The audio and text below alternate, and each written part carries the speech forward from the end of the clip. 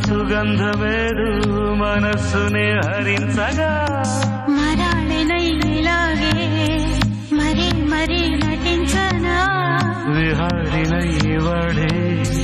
దివి భువి స్పృశించనా గ్రహములు పాడిన పల్లవికి జాబిలి ఊగెనులే కొమ్మను తాకిన మరికే కోయిల పుట్ట